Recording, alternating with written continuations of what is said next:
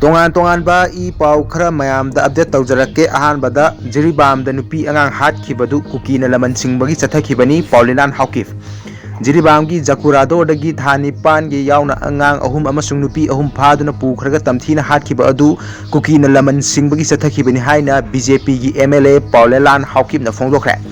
Online news channel The Wire gi interview amada Karan Thapparna nupi amasung angang punna taruk phaduna hatkiba adu kuki nupi ama hatkiba adugi laman singbani haibasi chumbra haina hangbada BJP gi MLA Paolinlal na haiki madu achumbani yanadaba amagi manungda nupi amabu tamthina hatkiba adugi damak kuki singna chapchana laman singbani masimak oifam thopani interview aduda Paolinlal na hai Jiribamda hatkiba kuki militant tara adu village volunteer ngaktani makhoi adu mahaki Saikot constitution dagini lakhidriba sing adugi manung imung mahakna chatlaga unarure mahakna hai chief minister N Biren asi angauba machin thiba ama oibada natana makhutta power pairaga tawningbada tawba misak amani asiguma mi ama center na matam sangna kanduna thamliba karigino haiba khangde mahak asi matam tayagi mamangdagi sindokpa yarabani Kari maramgi chief minister bu home minister na kanduna thamlibuno haibasigi aronba wari leramgani prime minister na MLA sing unaba yadaba asi karigino haiba khangde prime minister na masagi mathau pangthokpa ngamdre mahakna manipur gi damak kari sukhanba ngamdre haibasi senglaba wafamni haina Paolinlal na phongloke panba yabadi manipur gi chief minister N Biren Singhagi makaidagidi Jiribamgi Jakurador gi phaduna pukhiba thanipan yauna angang ahum amasung nupi ahum phakhraga tamthina hatkiba thong adu hakchinna kandem tawkhiba loinana madu malemda leiriba miyoiba khunaina yaba ngamloidaba thongni asigumba miyoibagi machat nataba thong chathaba mising sabchaina sairak pidriba phawba government asina tumina leiroi haina phongdokhrabane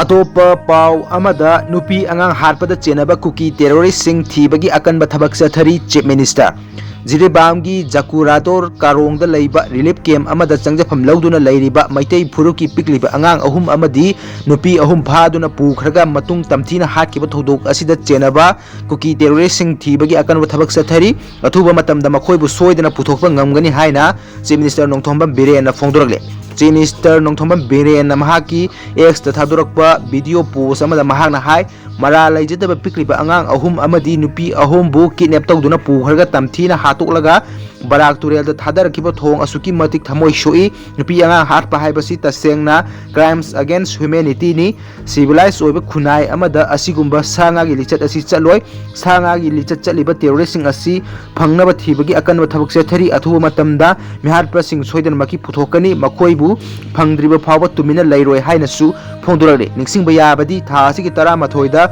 Jiribam district ki Jakurador Karongda leiba relief camp amada changjafam lauduna leiriba angang ahum amadi nupi ahum punna micham taruk asi Kuki Jo militant sing na phaduna pukhibani khudakta security force ka nongmai kamnabada Kuki Jo militant tara sikhibani numit adumakta da maitai community gi ahal oiraba nupa ani amasu militant sing aduna halamkhibani numit aduda CRPM na militant sing gi mathakta khudakta action laukhatkiba aduki damak chief minister na CRPF pu thagatro phongdorakle chief minister makha taraduna hai tha si tara mathoida Jiribamgi Borobekra police station da matik jaraba afaba makhal gi khulai paiba militant ni phu yangkhai rom na attack tawnaba thorang torokpaga loinana relief camp to leiriba inmate singbu attack tawrakhibane adubu matam jana CRPF personnel singna terrorist sing adubu mayuk nabaga loinana mafam adumakta da terrorist tara hatkhibani madumakna relief camp adu leiriba micham miyoi chamaro makha tana misi mina thokkadabadagi kanba ngamkhibane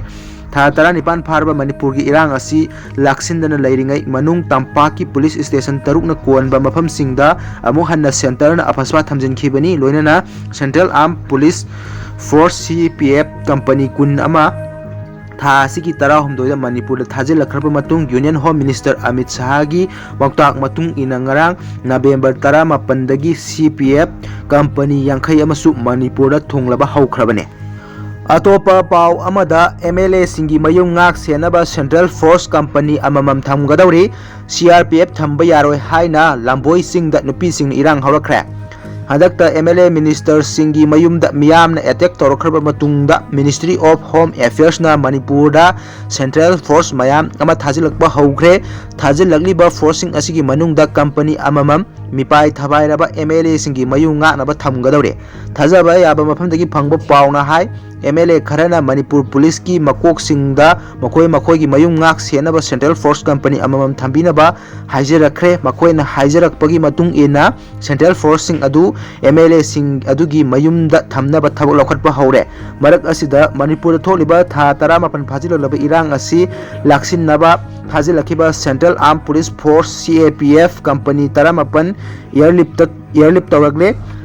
kharana hayeng makha lambida sanglakadore CAPF thampham yengba lakpada CRPF thamba yaroi haina nupi singna Imphal East ki manung chanba lamboi singda irang horakre Manipur gi irang gi phibam review tawruba matung CRPF ki Director General Anis Dayal bu irang asi yengsinaba thaudang center na khusinarkhaba matung Central Force Company yangkai thajilageni haina Home Minister Amit Shah na laukthokiba laikhrabane Union Home Minister na laukthokiba adugi matung tarakpada ngarang digi hona Central Force sing airlift tawrubagi thabak asista thaba horakibani haire ngasi phawbada Border Security Force BSF Company 9 amasung Central Reserve Police Force CRPF Company 13 punna Company 14 Imphal da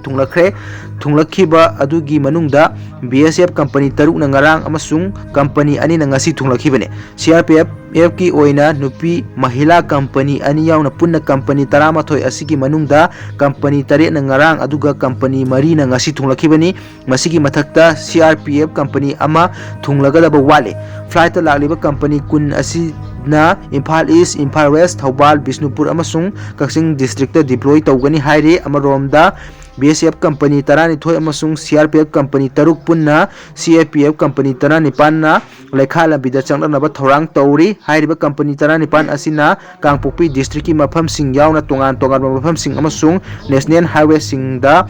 ngak senbagi thabak tawgani haina thajaba yaba mafamdagi phangba paw amana haire